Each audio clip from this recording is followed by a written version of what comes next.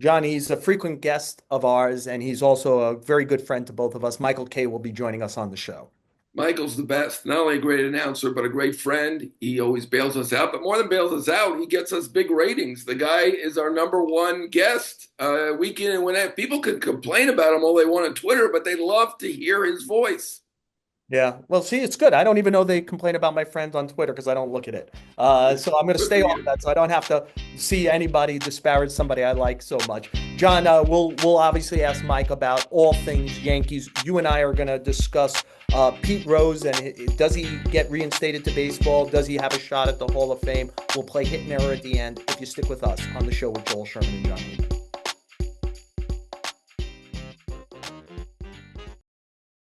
John, with 3 weeks to go to the baseball season, I thought we'd be talking about a lot of things this week. I didn't think we'd be talking about Pete Rose, but yet here we are. The president of the United States seems to have a lot on his plate, but suddenly decided that Pete Rose would be part of what was on that plate and say he was going to give him full exoneration. And that at least motivated the leak that Rob Manfred met with Rose's daughter and Rose's lawyer in late December, listened to their plea to remove Pete Rose from the ineligible list. He said, please send me a formal letter. That's the only way I could begin to think about that. They did in early January. And it's on his plate now to think about whether to remove Pete Rose from the ineligible list. John, if I were just going to give the little nugget of news in it beyond that, I think the way the commissioner is looking at it, if he does decide to do this, is that the punishment in the commissioner's office mind is for to keep people who bet on baseball away from the game, not working, not Right. all this stuff. And that once a person dies, as Pete Rose did late last year, there's no more to punish them by keeping them on the ineligible list. And in this way, he could kind of punt this to the Hall of Fame, see if they want to deal with putting him on a special commit, whatever. So I actually think it's going to happen. I think he's going to take him off the ineligible list. John, wait, Yeah. what do you think of all this? Yeah, I think that has a good chance. I'm with you. I thought he had a good chance a couple previous times, and then he would do something silly. I'm with you. I think it should happen. I think that there is a good chance that was what was keeping the commissioner from doing it. He was fearful that some team would give him some role, and now obviously that is not possible. I don't think the commissioner really cares one way or the other if he's in the Hall of Fame. He's fine with it. And it should be, in my mind, he should be on the ballot. Let's vote for him or vote against him. Vote one way or the other and see if he should be in the Hall of Fame. It's a little unfortunate that it took his death, I think, to spur this, but I think that is a good likelihood right now of happening. John, in the early 90s, I don't know if you'll remember, there were every year for about 2 or 3 years, there was like they announced the vote and Pete Rose would get a couple of write-in votes. I was among the people who did the write-in vote. And it's not because I was necessarily wanted to vote for Pete Rose, but I was like you. We're living under this ridiculous character clause rule that's already in our thing about sportsmanship, etc.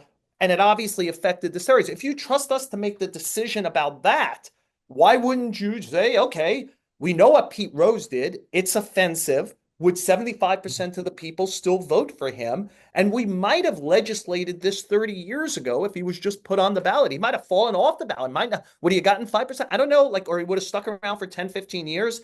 But I think he should have been on the ballot back then. And I think now, unless the Hall of Fame kind of completely wants to take it off their thing, I don't think it will ever go to the writers, right? Unless they make a special ballot and say, oh, now Pete Rose is on your special ballot, or we're putting him on because he was never on before. I think this would go to one of those veterans committees, and then it'd be You might fascinating. be right.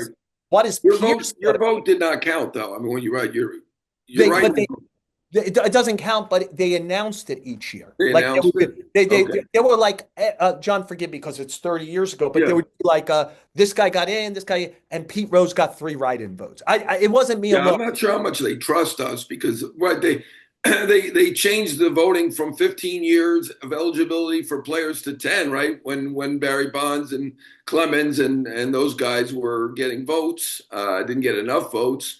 So I mean, they do want to, tailor the rules their own way, and I think there probably is some sentiment from some Hall of Famers even now to keep him out. I hope that he can be voted on. I think that would be the fair thing. I Would don't you think vote for him? The Veterans Committee is not fair, is it? I mean, No, I agree with you. they're not going to put them in, right? Let's Yeah. have the people who are the regular voters vote for him, and some will vote again. I've seen people on Twitter saying I will vote against him because of what he did, and I think there will be people doing that.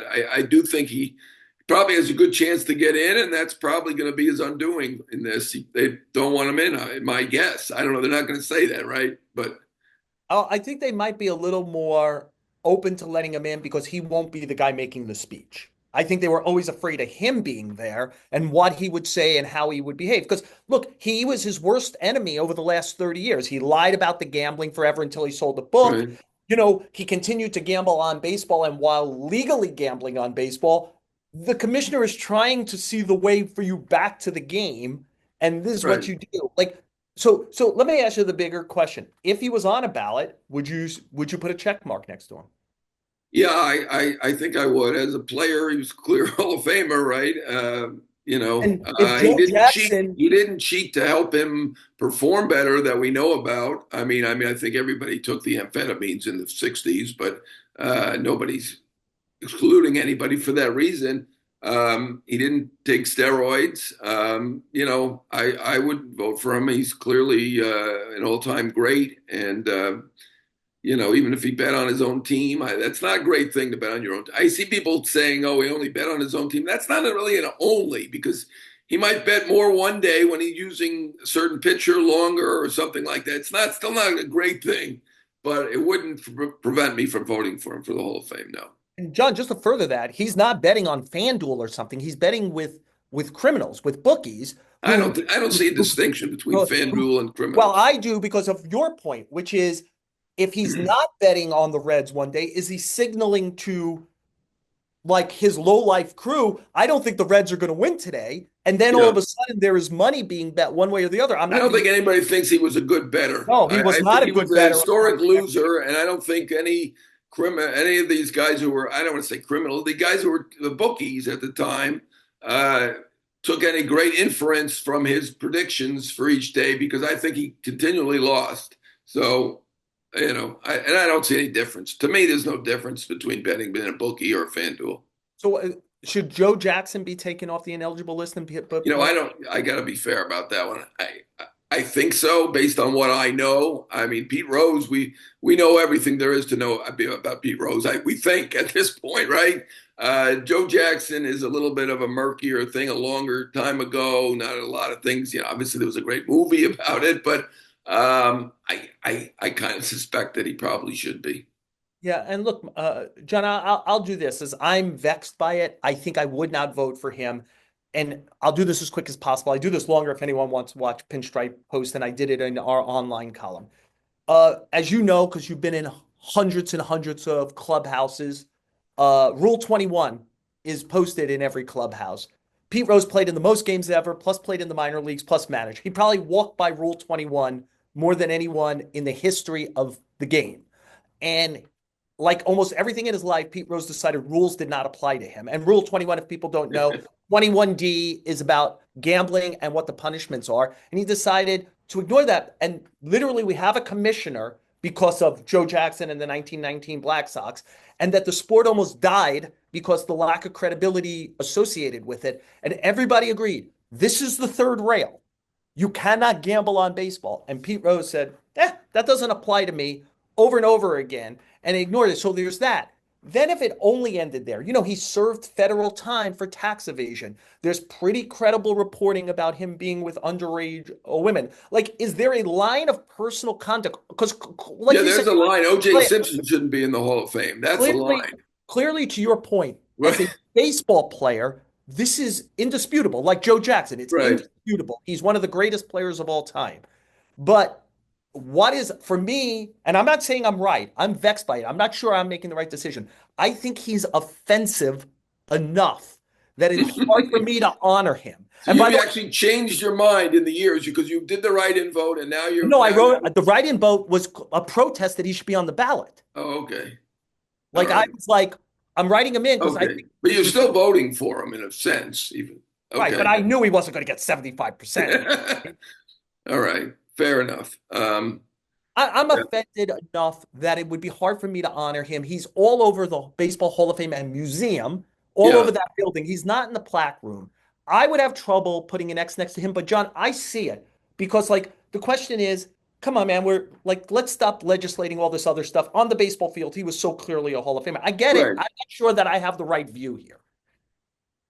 Yeah, I mean, I have a pretty low bar, I guess, or would you call it, or maybe you call that a high bar. I don't know. But yeah, O.J. Simpson shouldn't be in the NFL. I'm not an NFL expert, but if you murdered two people, you shouldn't be in the Hall of Fame. But you know, I, I think I would vote for him as a ball player, and that would be it for Pete Rose. So I would vote for him, and I suspect he had a good chance. He would have a good chance to get in if he was on the ballot, even If he without was your on the writers' ballot, he'd have a very good chance to in the get in. writers' ballot.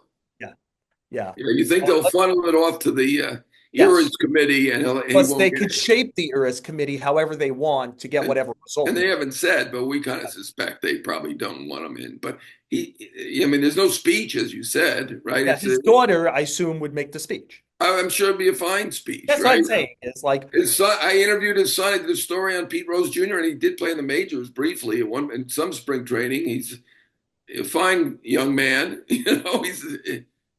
Sometimes the apple falls pretty far from the tree. So I have great faith that his daughter would give a fine speech. we'll make that the last word for now on Pete Rose. We'll have a lot of words about the New York Yankees, some of the difficulties they're going through at this point, halfway through spring training. That's will be with Michael Kay, our good friend, if you stick with us on the show with Joel Sherman and Jon Heyman.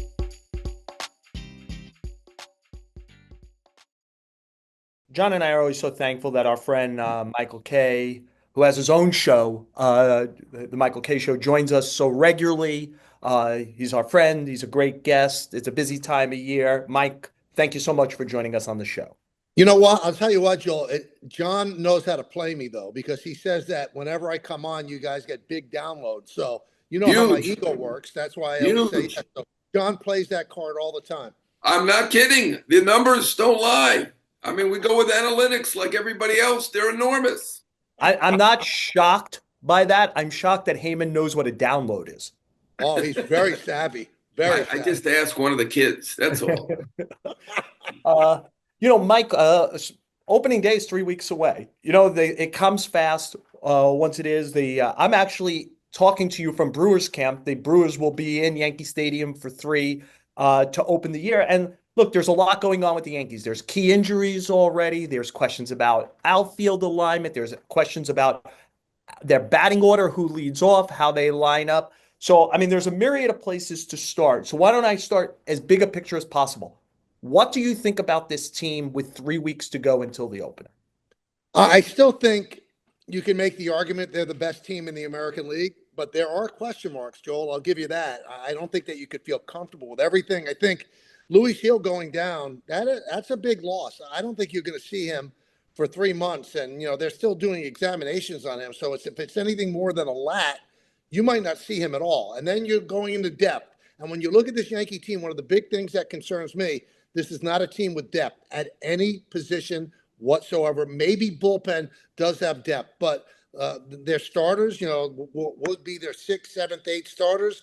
It doesn't really float your boat, and you're losing the guy that was the American League Rookie of the Year. I think the difference between the Yankees and every other team in the American League, I felt, was their starting pitching was great.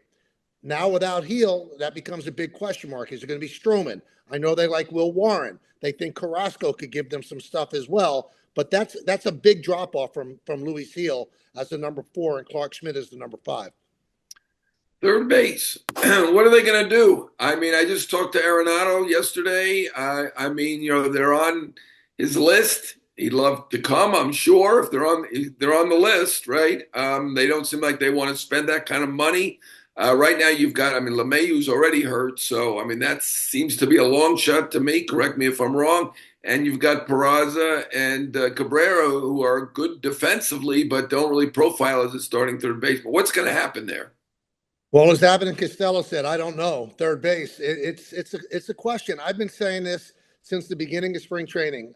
It's such a natural thing for me to bring Arenado over, and I've heard that the Yankees are not that high on him. But when you're going to go into the season with a combination of Oswaldo and Peraza, I'm not sure you could feel that great about it. I think they could do the job defensively, and I keep hearing about the drop off that Arenado has. He might have a drop off, but he's still not a terrible player. And he's probably better at this point than Josh Donaldson was when you got him from the Twins. I think if the Yankees could get the Cardinals to take Marcus Stroman, I would make that deal. I really would. Now, I don't know what Marcus could do for the Cardinals since they're in a rebuild, but they don't want Arenado around either. I would take the chance. Arenado's just 1 year older than Aaron Judge. And even if he doesn't hit the way he used to hit, he's an extraordinary third baseman, and the Yankees have really touted the fact that they've improved their defense this year. The Arenado thing move to me seems like a no-brainer. I don't know if they can make it happen. Mike, if I was going to play devil's advocate on that, or what I would say is, first of all, you already mentioned the lack of starting pitching depth, and we could say whatever we want about Stroman, but he offers something that looks like a major league pitcher. I'm not sure Cookie Carrasco is that right now. I'm not sure Will Warren is that. And so now you're going to, to your point, Luis Gil might be out for a while. So there's that. The second thing is, if Arenado was Goldschmidt and there was just this year, I think it's a no-brainer. Right. I think the problem is, are you trading for a guy and a year from now you've got a DJ LeMahieu situation, which is 2 years left, and the guy's trend line continued in the wrong direction, and he's a guy who, Mike, it's not a long track record in the postseason in the WBC, but he has not performed well in big games, and he's a squeeze, he's a tinkerer, he's a squeeze the sawdust. To me, a 1 year deal on him, yep. I think where they missed the boat, and I wonder what you think about it, is Jose Iglesias signed today with the Padres. The Yankees, to me, are going to have problems against lefty pitching. Jose Iglesias is exceptional against lefty pitching and exceptional defensively. You could have put him at third base and probably gotten something as an overall player, like a 2 to 3 WAR player standing at third base. He took a minor league contract to go to San Diego. He could play in New York. That's the one I don't get. Well, I think the reason they didn't go after him is the same reason that the Mets, who know him so well and know he was such a positive clubhouse presence. I think that these analytic guys, they look under the hood and they don't like the numbers. The exit velocity isn't great. But I mean, when you in a situation where it's not a big plus for you at third base, that might have been a smart move. But I don't think they have to do anything at third base just yet. Let's see what these guys could do. The Yankees could pivot and make trades as we move along, but they think that Peraza and Cabrera gives them defense. And, maybe at the bottom of the order, they could give you something. Oswaldo Cabrera is good from the left side. Peraza really hasn't shown anything offensively in the major leagues in a short time. So I think they take a shot, and then they see if DJ could get healthy. But I think that $30 million they owe DJ is still in the back of their mind, and I just don't want to pay him for doing nothing. Yeah, I agree. Cabrera and Peraza will give them defense. I'm worried about the offense right now. It's not just third base. Giancarlo Stanton. I mean, most injuries have some sort of timetable. Have we heard anything in terms of a timetable? Is it anybody's guess? Do they need to go get somebody? Is there some? I mean, there's not going to be somebody. I mean, he's a borderline Hall of Famer. There isn't somebody else in there, whether it be Ben Rice or whomever, who's going to replicate what they're missing with him. What can they do about that position, and when do you guess? I mean, it's unfair for me to ask you, but is there a guess on when Stanton's coming back, or what exactly is wrong with him? Well, I mean, from what I was making some phone calls yesterday, and it seems like they think he could be back in 2.5 months, something like that. The thing that worries me is the time that he spent in New York for personal reasons. Nobody seems to know what that is about. The elbows, he's received the PRP injections, and they don't think he's a lost cause for the whole season, because if you look at this Yankee team and you say, well, what's the one glaring thing other than third base? What's the one glaring thing that they need? It's a right-handed bat. So does that mean you go out and get J.D. Martinez? I don't think they want to do that because they think that Stanton is going to come back.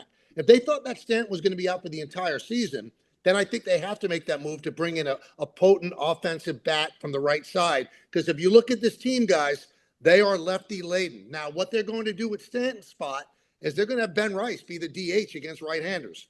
Against left-handers, maybe they play Trent Grisham in center. Then they move Bellinger over to right, and then Judge becomes your DH. I think that's the way they're going to play it. But I think they're pretty high on what they see from Ben Rice so far. So that is the solution now for 2 months.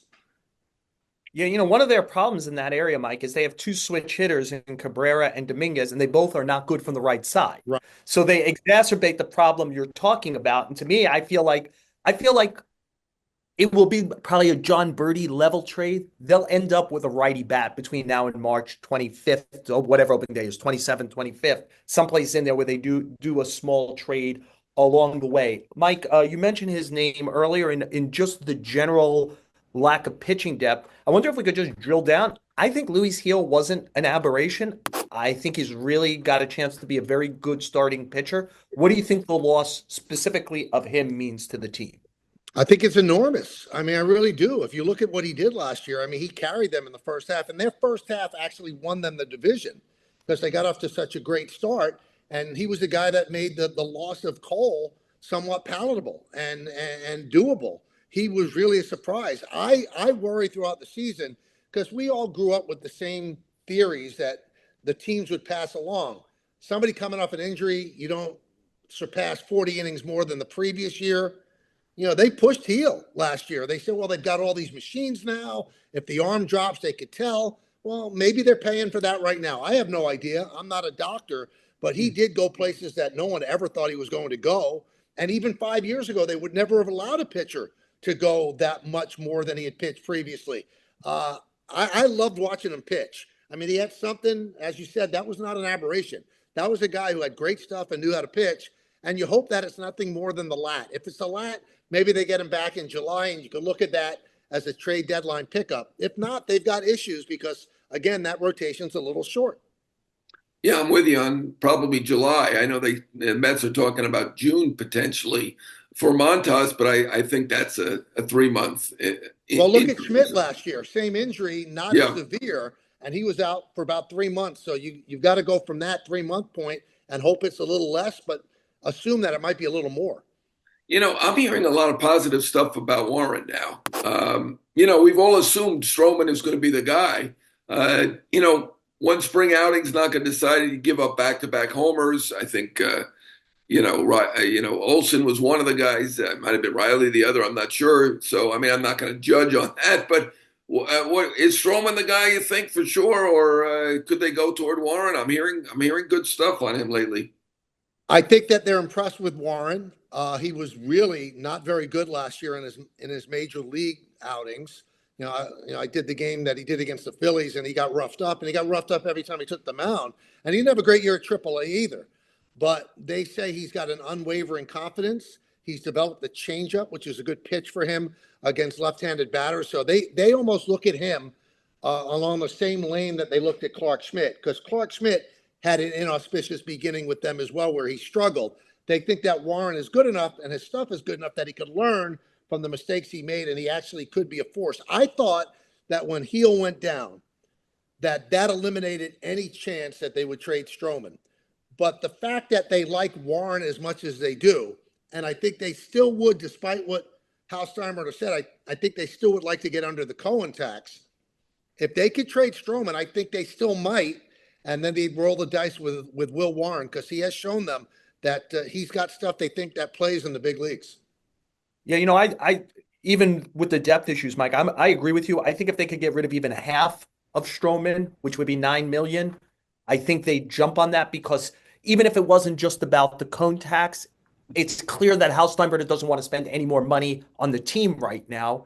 And it would give them $9 million to say, can we take that and go find a righty bat in the market or something along those lines? So I agree with you. I think that they do it. And look, at this time last year, Luis Gil was pitching well in spring training, like Will Warren is now. And it turned out you never know what in spring training actually means something. So will it or won't it? Mike, the Yankees obviously made some other additions. Goldschmidt, Bellinger, those are the two big ones for that for the everyday lineup. Devin Williams in the bullpen. Uh, right now, Devin Williams is famous for being the straw that broke the camel's back on beards and the New York Yankees. What does Michael Kay, who grew up a Yankee fan in the Bronx, think about them giving up George Steinbrenner's legacy of clean-shaven faces? Well, I heard your take on it, and I understood what you said, and I didn't like that they went back on it, simply because I think there was something charming about it. I really do. I never understood why somebody had to have a beard to perform, but I see some of the really great players that didn't even blink, like Johnny Damon and Randy Johnson. They didn't even blink, and they just did what they were supposed to do. But I do understand that you're going to run into one player one time that will not come to you that you think is going to improve the team because they don't want to shave and they don't want to cut their hair. I mean, but where does it stop? So what let's say you got to have Brandon Marsh. You got to. He's the guy. Are you going to let Brandon Marsh be Brandon Marsh with the greasy long hair and the beard? I just think there was something that was special about it, that was intrinsic to the Yankees. And although I'm not saying they shouldn't have done it, it saddens me that they did, but I understood, and I do understand why they rescinded the rule. But again, old school, I kind of liked it. I really did. I guess I'm not the old. Well, you and I are the new school guys, huh, Joel? Yeah, I don't get it. I don't get. I I, didn't get it. my concern just became that, like, Mike, I think that it distinguished them for a long time as kind of like when it worked under the Jeter whatever, as like they were different and whatever. It felt very uptight all of a sudden. I don't know why that it went from kind of corporate professional positive to corporate professional uptight around the Yankees. Like they're not a fun place to be right now. And like, look, the Mets are having all the OMG fun, all these other teams, and it felt, besides the fact that I think you couldn't defend it in a grievance if it ever came, it felt like a rectitude that a modern group of players were like, ugh, what a joyless place this is. Yeah, That's what I I mean, I listen. I hear you. I mean, with that rule last year, they did go to the World Series. So, I mean, it seems like the players have a great. The players, the Yankees bend over backwards to do everything that the players want. I mean, this was a team, Joel, that when you traveled, you had to have a jacket and tie. If you walked into a hotel at 4 a.m. when Joe Torre was the manager, every player and everybody on the traveling party had a jacket and tie. Well, now they travel in sweatsuits. So I mean, it's not what it's cracked up. I mean, maybe I'm just I don't quite get the thrill of growing a beard or having long hair. Does that mean you have a good time? Again, they relaxed the rule. You still can't be a pig. You still can't have you can't be Brandon Marsh. You can't be that guy. So now you put another thing on Aaron Boone's plate. Now he has to be the beard police. Well, that's a little long. Let's cut that. Well, your hair is going to the. I mean, either let it all flow, let the freak flag fly, or just keep the rule. Well, I think the freak flag is flying. Like, because who is going to, like, Mike, I would say, like, who's, like, say you have neck tattoos, as a couple players do. Like it's your personal expression. You should, I don't know. Yeah. I mean, but we all have jobs, though. Every job, there's rules of engagement with the job that you have. Right, but you take the job. You take the job. What if you were traded to another place that said, Mike, you actually have to wear an earring today to work here? I put a fake earring on. Okay. I wouldn't get it pierced. I want to see you with an earring. That's what I want to see. That was a great idea, Joel. I love that. I mean, look, they've had problems for years with this, right? It was not just Mattingly, it was Piniella. This has been going on forever. And, it came in the 70s when Steinbrenner came in. This is like a 1950s rule. He was already 20 years behind the time. By the 70s, we'd already lived through the 60s and Woodstock, and it was wild and crazy. I still want to know how Oscar Gamble got away with it, by the way. Mazel tov to him for doing it. But in any case, I'm going to slightly change the subject. I agree with you. They do great stuff for the players. But why did Soto decide he'd rather be a Met? And don't tell me it's over the $5 million. I don't want to hear that. And well, wait a minute, a couple John. Things. You're making like it was just $5 million. Well, that's It what it made more than was. $5 million. Well, it The was. Yankees offered a 16-year contract. The Mets offered a Oh well, I 15-year mean, contract. when he's 42, that doesn't matter. I mean, how much is he worth at age 42? The fact is, it's $5 million more. So it's not about the 5 million. You think it was It's that extra $5 million year? more a year. That Well, that extra year. What is his value? That extra year at age 42? It's limited. It's mild. There's no money. This really was Well, not. I mean, well, You let think it me was about the money? Okay. Well, you tell me why you think it was about the money. I guess. well, I think it was about the money, and from what I've heard, I think Toronto was willing to even go higher. The Mets were a perfect situation for him. I think that the Yankees went to places that was not comfortable at all, and they still were willing to go there. They wanted the player. The player Right. was treated unbelievably well as a Yankee, especially by the fans. They actually adored him and showered him with love. So it had to come down to other things. The Yankees were not, they were not going to give him a suite. They just weren't. They were not going to give his mother a wardrobe. They were not going to give him 24-hour security on the road and at home. They just weren't going to do that because how do you not do that for Aaron Judge? I just think the Mets put a lot on the plate. And I truly believe that if the Yankees said, okay, we'll give you exactly what the Mets are giving you, then Steve Cohen would have given more. I think this was a piece of art for Steve Cohen that he was not going to be outbid for. He just wasn't. But Mike, I just again on this is he settled at 765. Mm-hmm. If he really wanted to be a Yankee, couldn't he say, if you make it 16 at 765, I'm yours? Well, but it's not 765, it's 810 because they're going to pick up that option. Well, we'll worry about that when after the I mean, who Yankees fell knows? We to a don't know on hedge the fund. option. We Yeah. don't know. We Really? thought that was They're not Cole. going to It pick up didn't. the $5 million a year option to make it 51 a year.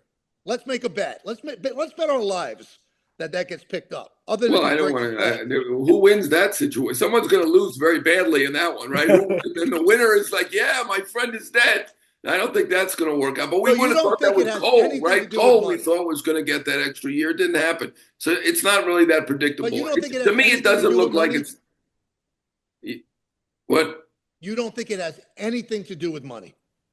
Oh, I'm not the 5 million or the extra year. No, I don't think so. I mean, yeah, maybe ultimately he thinks that Cohn is going to spend more on the team and the team may improve because of that. I don't know, but yeah, I mean, money's always involved, and I agree with you. Right, if the Yankees had gone higher, the Mets would have gone higher still. But it did feel at the end that he did prefer the Mets for some reason.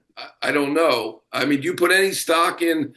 We'd heard that I think it was a family member was booted by a security guy with the Yankees. And then, I talked to Vlad Guerrero Jr., and he remembered something from 20 years ago when he was 4 years old when he was booted by security. I mean, isn't security supposed to be there for the safety of the players, not to hassle family members? I don't get that. Well, I mean, again, we're not exactly sure what happened there. And security is tight at Yankee Stadium. Joel had one of the best lines of all time at the old Yankee Stadium. There were checkpoints, and at the fifth checkpoint, they asked Joel for his credential, and he said to the guard, "If I got this far, don't you think I should be able to get through? I mean, don't you think I've The like line beaten this actually, stuff?" Mike, if you want it, is at this point you should be congratulating me instead of hassling me. Right. It's a great line, but you can't let everybody in the clubhouse. Aaron Judge's family doesn't come in the clubhouse. I mean, these guys. Well, I don't I think she mean, was in the clubhouse, but I mean, you see an elderly woman. I don't know how elderly. I actually don't know his mother, but you see a woman who's in her late middle age looking for Juan Soto. You got to figure, okay, this is Juan Soto's mother, or let me ask if she's Juan Soto. Not, I don't know. I mean, I wasn't there, but I did hear that this was an issue at some point. Soto's not going to talk about it. He's not going to make a thing about it. But it did feel like there was something he felt about the Mets and the family and all that. Anyway, that's just my take, not yours. Again, I've heard, things I've read is that Soto wanted to come back to the Yankees and his mother wanted him to go to the Mets. Everybody listens to their mom. Right, that could be, and part of it could have been that security issue, but maybe it was the suite, maybe it was whatever, right? But yeah, I do believe that the mother did prefer the Mets. I don't know what Juan Soto preferred, but I'm Right. with you on that. Maybe it's about that joyless thing I was talking about before, which includes the over security of the Yankees. Like it's the beyond the let's keep them safe feeling around the team is no good. And by the way, we buried the lead anyway. Jon Heyman used Oscar Gamble and Mazel Tov in the same sentence. I just want to say that, and we glossed Really right beautiful. over it. Thank Mike, you. another piece of news in this spring training is the Yankees extended Aaron Boone for a couple of more years. Was that a good move by the New York Yankees? You know what? I think he's a perfect modern day manager. I really do. I think that managing now is a collaborative effort. You collaborate with the front office. They give you information. They sit down, what we like, and he's right on board with all of it. And I think the most important thing for a manager or coach now, and one of the reasons, I mean, age is a big part of it. One of the reasons Bill Belichick is not in the NFL, I don't think that players want that kind of discipline anymore. They don't. They want to be coddled. They want to be loved. They want to be told how great they are. They never want to be ripped in the media. So I just think that if you're a manager in today's game and you follow in a collaborative way with your front office really has no right to fire you. They don't, unless you do something terrible that disgraces the organization. And I think we'd all agree, whether you think Aaron Boone's a good manager or a bad manager, he's a really nice man. And I think he reps the Yankees very, very well. So I think if they ever decided to part ways with Aaron Boone, they'd bring in somebody just like that. They're not going to bring in Billy Martin. They're not going to bring in Buck Showalter. They're just not. It's going to be a guy like a Dave Roberts or an Aaron Boone that's going to be collaborative with the front office. I think that's job 1, 2, 3, and 4 for any modern day manager now. Did you think it was good? Yeah, I think you're right about that, by the way. As the most successful TV person who's a friend of mine, I was going to ask you about the future of TV, but that wouldn't be fair. Let me ask you this. How do you do it? I mean, Joel's a lunatic. As you know, he works 24 hours a day. We'll put him aside. How do you do it? And how's your new show working out in your new time slot? I mean, you must work relentlessly, never stop. Well, first of all, let's say lovable lunatic, because lunatic has a negative connotation. So you know how I feel about Joel. You're the wordsmith. Yeah. It was starting to get to me physically. The 3 to 6:30, and I knew I had to stop. And I also have young kids that I want to be part of their life. And moving my show, doing it alone from 1 to 3 has been an unbelievable game changer for me, where I do the show from home 4 days out of 5. And, my kids get home on the bus at 3:30 and I'm with them now rather than sitting downstairs in the basement doing a radio show. And I think it's going to be just so much better for me when the season begins, where I could do the show till 3, get in the car, drive to the stadium and have 3-4 hours to just decompress. I mean, when the show was till 6:30, I mean, we did the show at Yankee Stadium in the loading dock in a shipping container. And I'm not being dramatic. It's a shipping container. And, the show ends at 6:30. I would literally run from the loading dock, which is located in center field, all the way to the press box, do an open, tape that, get my stuff together, and then chow down 3 chicken fingers for dinner. That's not a long-term solution for a long life. So I turned 64, and when the ESPN and Good Karma said, yeah, we'll give you the 2 hours if that would make it better, I said, let's do that. And it's been great so far, and I think it's going to be much better once the season starts too. So, Mike, as a wrap up, I think maybe the logical question, John established we're probably all 3 of us workaholics. I don't think any of us are playing golf in our spare time. We're not, doing that kind of stuff.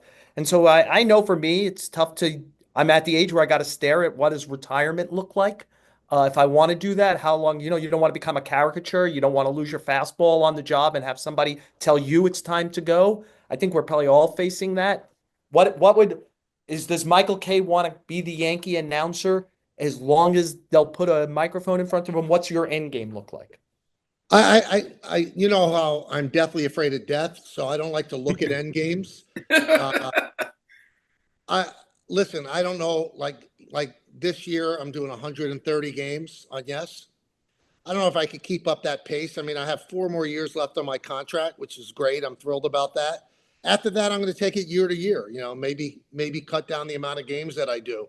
I don't know if I could do what my friend John Sterling did and do it to my 80s. I mean, I don't even know if I could live till my 80s. So I'm hoping that I can. This took a But morbid turn, Mike. I think I could do it a while longer. And it's funny because, you know, my kids are 12 and 10. So, you know, when they go to college, so what, I'll be 70 something. I'm sure Jody doesn't want to stare at me for 24 hours a day. So maybe it might be nice to have a job at that point. Again, I really haven't thought that far ahead. All I want is to have, you know, decent health and, you know, let myself make the decision rather than some snot-nosed young executive telling me it's time to go. Yeah. You know, Mike, we obviously all are rooting for a long, healthy life. You know, I mean, it's not hyperbole. We're a long time, all three of us, good friends. We knew each other before, but literally we were on the Yankee beat together in 1990 for the first time. You started a few years earlier than that, Mike. I started the year earlier, but when starting in 1990, we are guys who've traveled a long road together. And I'm thankful. I told you recently how much I think when I did your show, how much I enjoyed sitting next to you at Fordham and spending an afternoon with you. It reminded me how much I like spending time with Michael Kay. And I always appreciate, and I know I speak for John here, I always appreciate you joining us on the show with Joel Sherman and Jon Heyman. I love being on it. And John, I'll tell you a quick story. Joel and I are sitting next to each other at the Fordham game, and to Joel's right is Jack Curry. As you know, one of the nicest, God-fearing human beings that you'll ever meet. And What and did Joel and do? What did Joel do? well, no, he didn't do anything. But Joel and I, there was almost like a wall there. Like when we talked to Jack, it was about good things, and then the filth that Joel and I were spewing to each other was completely different than what we were telling Jack. It just Was shows you our relationship. it was Sunday at church to my right and Joel and Mike after dark to my left.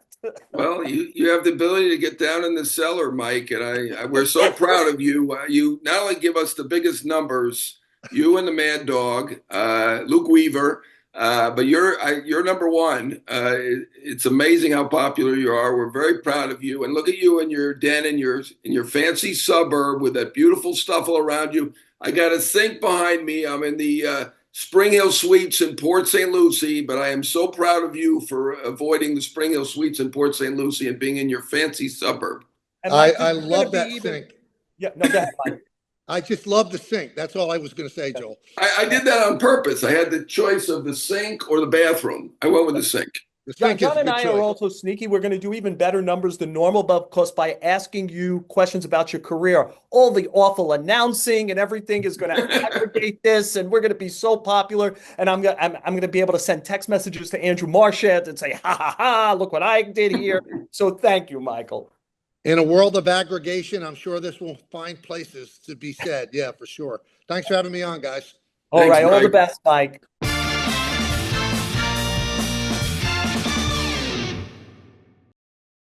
John and I, of course, thank our friend Michael Kay. John, hit or error?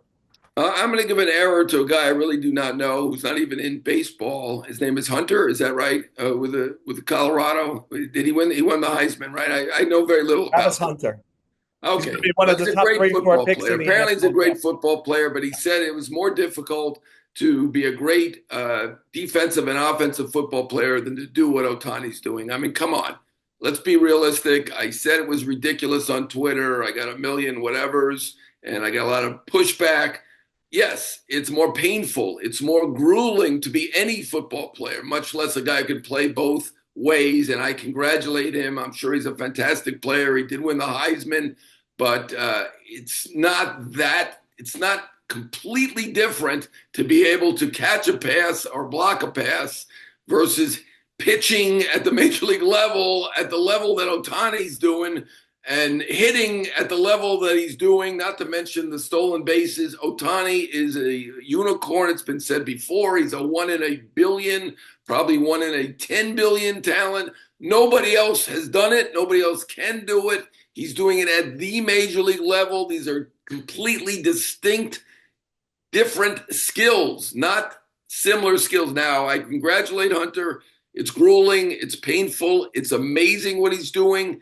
He is doing it at the college level, not at the greatest, at the highest level, but it is fantastic what he's able to do. He's not Otani. Let's be serious. Yeah, John, I think it's just come out of the wrong guy's mouth. I'd be curious what his coach in college thought. What does Deion think? What does Deion Sanders think? Deion Sanders played Major League Baseball and he played cornerback and a little wide receiver in the NFL. I have a feeling that if he agreed with Travis Hunter, he'd already be publicly saying, "Yeah, I agree with Travis Hunter." The fact we haven't heard it, Deion, we covered Deion. He ain't shy, right? Prime time. We Right? loved him. He was our So, was he our he was one he was my favorite at the time. I It might have know, been I yours as know. well. Incredible. I wish he was here. I would that I because I him is an expert We'll on it. get him on. Let's get We'll him get him on. on. All right, John, you got a job to do in the next week. I'm going to give a hit. I think the San Diego Padres did a good job. I do think Jose Iglesias is a good Major League Baseball player. I'm not here to say he's a great player. I'm not here to say he's going to hit 340 again. I get the batting average on balls in play. I get the soft contact, but he's always hit for a good average. Last year, he defied his reputation. I'll buy the reputation. People I trust tell me it wasn't ever great in Detroit and Boston, but that he learned along the way, oh man, this has got to be about everyone else and not me. John, we were in that clubhouse all the time. You and I are more cynical than most. We're looking for that kind of stuff. He was a great teammate. He was great with reporters. He's spectacular defender. He puts the ball in play. The idea that I think the Yankees should have signed him to play third base. I think he'll help what I still think is a very good San Diego Padre team by bringing defense, contact, enthusiasm, and good vibes. Yeah, I didn't get it. I heard from scouts that, it wasn't a real 337, a lot of infield hits. Hey, the guy's sneaky fast. What can I tell you? He did get a ton of infield hits, but he's a 290 hitter. He's excellent defensively.